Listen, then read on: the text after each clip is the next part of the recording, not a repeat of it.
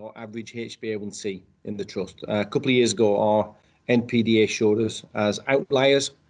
We were just in the process of amalgamating 4 small services into a single one, so it seemed the perfect time to sort of like start looking at the service as a central single service.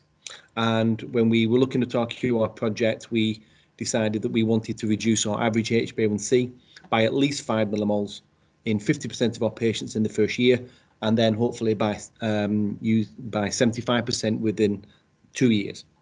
So we're looking at obviously developing all that. There we are, next slide. Obviously, we identified the need. We had various meetings to discuss the solution. What we wanted to do is develop a working high HbA1c policy. We did have our policy, but we were very aware, particularly with COVID kicking in and the way that we were having to change our working practice and work remotely a little more.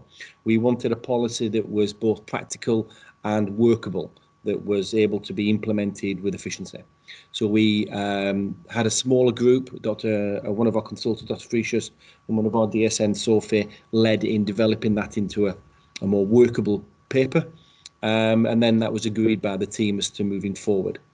We then had to look at identifying the patient group and targeting from the right level, and then breaking that down into knowing exactly what our caseload was around, who we needed to target and what. Then we actually implemented the policy fully. We sent emails, texts, and saw them face to face to let them know that they were moving on to this policy. We sent letters out to them. Some of the feedback was that they were a bit shocked that they received the letter, but understood that we needed to give more input. So we basically sent those out to the entire high HbA1c caseload that we needed to, which was quite a large group, but it was sent out all in one go. Obviously, we're continuing to evaluate that. The policy looked at identifying them and then a structure of how we should do that, obviously including re-education, increased input, increased number of clinics, but also increased number of DSN and dietitian input. So we were having to arrange weekly meetings and weekly nurse and dietetic led clinics. Next slide, I think, will help. We then obviously created some databases so we could actually look at collecting the data to see how we were progressing. Our secretary created some very useful databases. One was where all the DSNs would input in on a weekly basis the number of contacts they made, whether that was telephone, email, text, or face-to-face, so that we could keep a record and audit the number of contacts each individual patient had.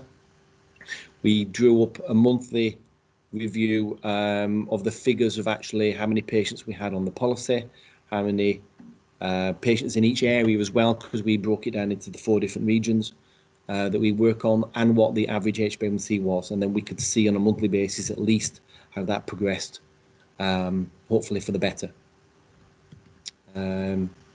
Working in progress, obviously, target patients highlighted by RAG rating them, so whether they were sort of like in the slightly better end but still within the high HbA1c policy, all the way up to those that are running in the dangerously high levels, which we RAG rated as red.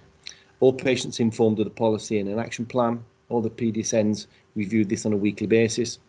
There were weekly nurse and dietetic review clinics that have been set up. We have monthly team meetings to review the progress. It's on the agenda every single time. Data collection of the HbA1c levels and frequency of contact. Obviously, with COVID, we were obviously initially limited on how many HbA1cs we were getting.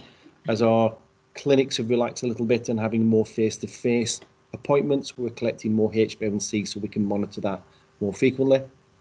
Encouraging all our patients to upload data from home on at least a weekly basis, and we've put a lot of time and effort into getting our patients to do this. So we're getting people uploading from home far more often than we were 12 months ago, and that way we can actually review the data properly.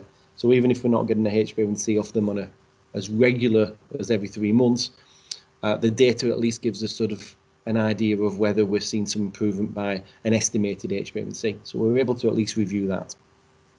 The use of DigiBete to encourage improvements in our knowledge.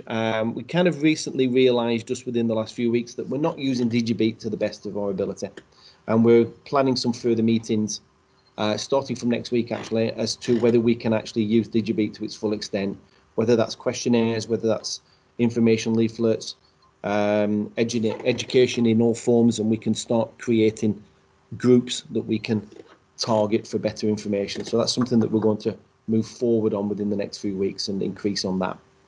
And obviously we've had an increased uptake in technology such as pumps and CGM, and we're kind of just pushing all that as we move forward. Work in progress. Obviously we've done more virtual training sessions as well during the pandemic, with carb counting, etc. Future plans would be that at some stage, as we get together, we'll do a presentation of our data to our more senior managers to keep them updated on how our progress is going. Continue to develop the high HbA1 policy to make sure that it remains effective, and obviously look towards further QI projects, as it's an integral part of developing any service.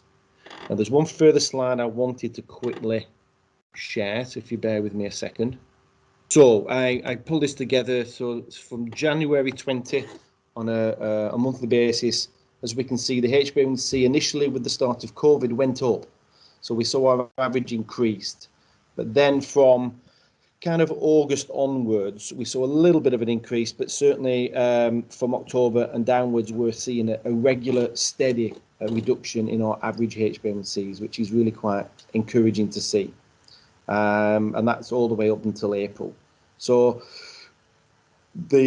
hopefully that proves to us that the policy that we've developed is effective, and that's to me is the best graph we've got to show that we're seeing a slow and steady decrease in our average, and hopefully that will continue. So any questions?